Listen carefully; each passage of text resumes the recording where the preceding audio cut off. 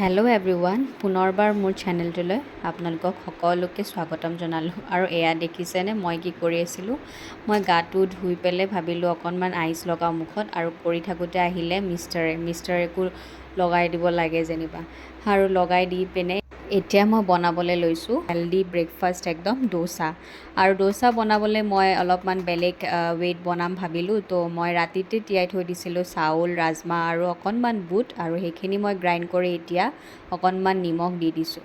আৰু এনেদৰে মই অকণমান লৰাই দিছোঁ। আৰু এতিয়া মই টাৱাখন গৰম হোৱাৰ পিছত অকণমান তাত তেল ছটিয়াই দিলোঁ, আৰু তাৰে ওপৰি মই অকণমান পানী দি দিছোঁ, আৰু ইয়াৰে ওপৰত মই টিচু পেপাৰ এখনেদি মুচি দিলোঁ। পিছে মই ক'বলৈ পাহৰি গৈছোঁ যে মই চুজিও এড কৰিছোঁ বেটাৰখিনিত। এনেদৰে ঘূৰাই আছোঁ। অকণমান ডাঙৰ হ'ব ভাবিছিলোঁ, নহ'ল। পিছে যিয়ে নহওক বহুত ধুনীয়াকৈ উঠিছে মানে এইখন কি কয় ডোচাখন। কাৰণ মোৰ কেতিয়াবা কেনেকুৱা হয় মানে উঠি নাহে, বস্তুটো লাগি ধৰে। আজি বহুত ধুনীয়াকৈ উঠিছে, আপোনালোকে চাগে দেখিছে ন। আৰু মই এনেকৈ বনাই ল'লোঁ, একদম ক্ৰিস্পি হৈছে। আপোনালোকেও ট্ৰাই কৰি চাবচোন ঘৰত এনেদৰে হেল্ডি ৱেইট মানে ডোচা বনাবলৈ। আৰু এইখিনি মই লৈছোঁ চাটনি বনাবলৈ, বাদাম, বিলাহী, আদা, পিঁয়াজ আৰু নৰসিংহৰ পাত যেনিবা অকণমান আছিলে, সেইখিনিও দি দিলোঁ। আৰু এনেদৰে মই লৰাই কিনে এতিয়া গ্ৰাইণ্ড কৰি দিম। আৰু অলপমান ফ্ৰাই কৰি কিনে গ্ৰাইণ্ড কৰিলে বেছি টেষ্টি লাগে চাটনিটো। আৰু পিছে মই জ্বলা দিব পাহৰিয়ে গৈছিলোঁ চাটনিটো, সেইবাবে আকৌ মই ফ্ৰাই কৰি লৈছোঁ, মানে ৰোষ্ট কৰি লৈছোঁ। কৰি লৈ এনেদৰে চাটনিটো বনাই লৈছোঁ। এয়া চাওক, মোৰ ডোচা আৰু চাটনি ৰেডি। আৰু আমি এনেদৰে খাই মেলি ওলাই গৈছিলোঁ মাৰ্কেটলৈ।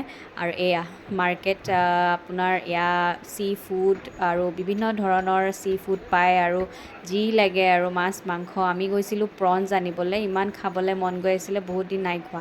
এয়া আমি ল'লোঁ ডাঙৰ প্ৰনটো, আৰু ইমান বেছি দাম, বিশ্বাস কৰক। খাবলৈ মন যায়, কিন্তু দাম শুনি আকৌ মানে মন নোহোৱা হৈ যায়। কিন্তু পিছে আনিলোঁ দিয়ক। এয়া দেখিছেনে, ইমানকৈ পিছত আমাৰ গ'ল 350।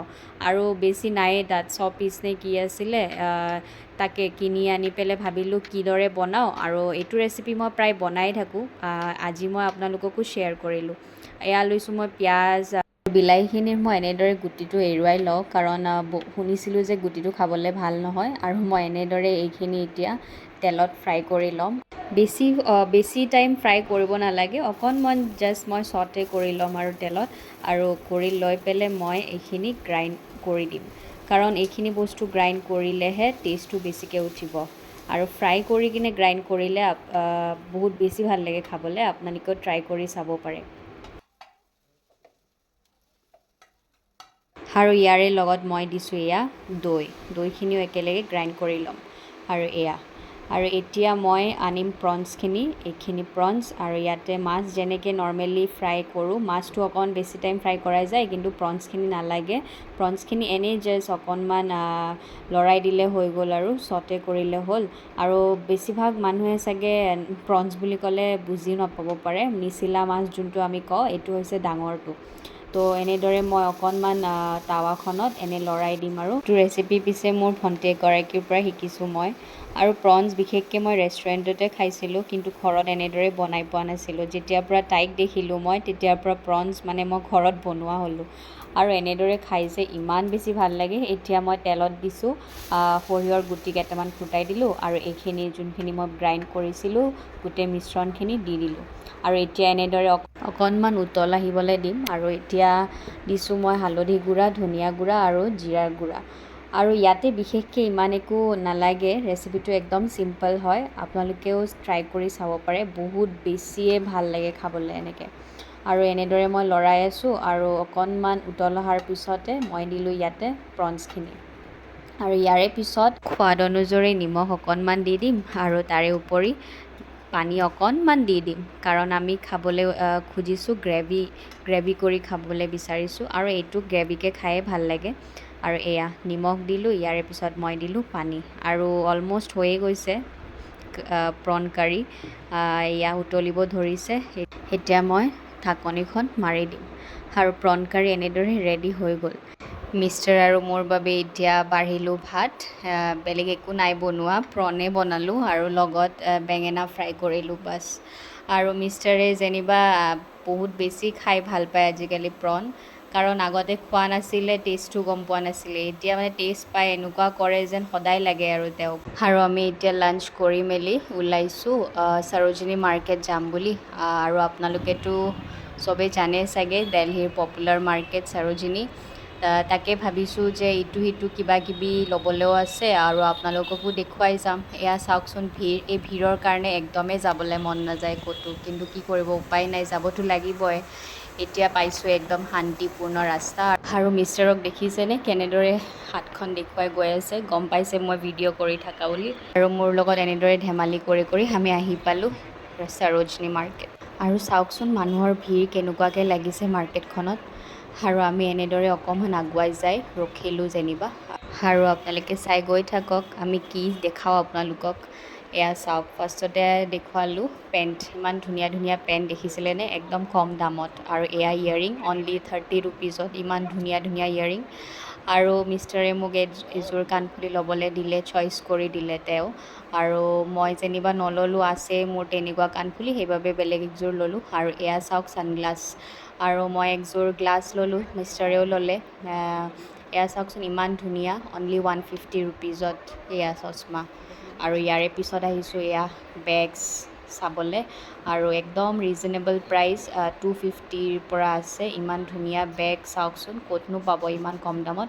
আৰু এয়া মই নেক্সট দেখিলোঁ কাৰ্গো পেণ্ট আৰু টপবোৰ, ইমান যে কম দামত, চাইছেনে। মই চালোঁ আৰু কিছুমান বস্তু ল'লোঁ পিছে। আৰু এইবোৰ টপ অনলি 200।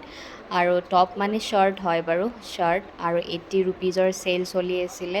চেল মানে ইয়াত পায়েই দিয়ক 50, 80। মই 50 ৰুপিজৰ টপো কিনিলোঁ যেনিবা। নেক্সট আকৌ এইবোৰ ফৰ্মেল পেণ্টছ, একদম ধুনীয়া 150। আকৌ নেক্সট আকৌ এতিয়া আহিছোঁ আমি এইবোৰ বটল। ইমান যে ভাল লাগে, কিনিবলৈ মন যায় গ্লাছৰ, কিন্তু ভাঙি যাব বুলি ভয়ো লাগে। 150 খালি। আৰু এয়া কাৰ্গো পেণ্ট দেখিছিলেনে, একদম কম দামত।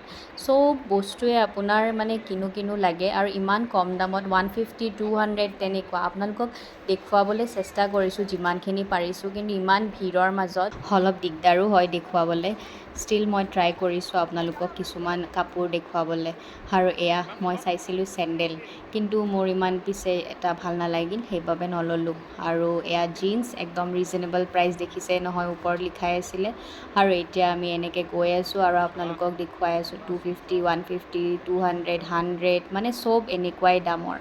আৰু আমি ইটো সিটো কিবা কিবি ল'লোঁ। আৰু এয়া হৈছে শ্বাৰ্ট, একদম ডিজাইনেবল শ্বাৰ্ট পিন্ধে নহয়। আৰু এয়া দেখিছেনে, এইবোৰ চব 100 ৰুপিজত, আপুনি যিয়ে বিচাৰে 100, ইমান ধুনীয়া ধুনীয়া বস্তু। আৰু ইয়াৰে পিছত আমি লৈ পিনে এয়া দেখিছেনে, কিবা চলে, নামটো পাহৰি গ'লোঁ মই। এইটো হাজবেণ্ডে খাই পাইছে, মই খাই নাই পোৱা, সেইকাৰণে মই অৰ্ডাৰ নকৰিলোঁ, তেওঁ খাইছে। আৰু মই অকণমান খালোঁ, খাই পিনি এয়া মই খালোঁ জুচ। আৰু জুচ একদম ইয়াত কম দাম, 30 ৰুপিজৰ পৰা ষ্টাৰ্টিং। ত' মই 30 ৰুপিজৰে ল'লোঁ। আৰু ওপৰত আইচক্ৰীম দি দিয়ে, ইমান যে খাবলৈ ভাল লাগে, একদম য়াম্মি। মোৰ এক্সপ্ৰেশ্যন চাই আপোনালোকে গম পাইছেই চাগে। আৰু এনেদৰে আমি উভতিলোঁ। আৰু উভতি থাকোঁতে আমি ইণ্ডিয়া গেট গৈ পাম, আপোনালোকেও চাই থাকক। আৰু ৰাতি, ইমান ৰাতি হ'ল আমাৰ, কিন্তু মানুহ দেখিছেনে চাবলৈ, কিমান মানুহ আহিছে। আৰু আমি এনেদৰে দুখনমান ফটো উঠি ঘৰলৈ উভতি আহিলোঁ। আৰু মোৰ ভিডিঅ'টো ভাল পালে প্লিজ লাইক, ছাবস্ক্ৰাইব আৰু শ্বেয়াৰ কৰি দিব দেই।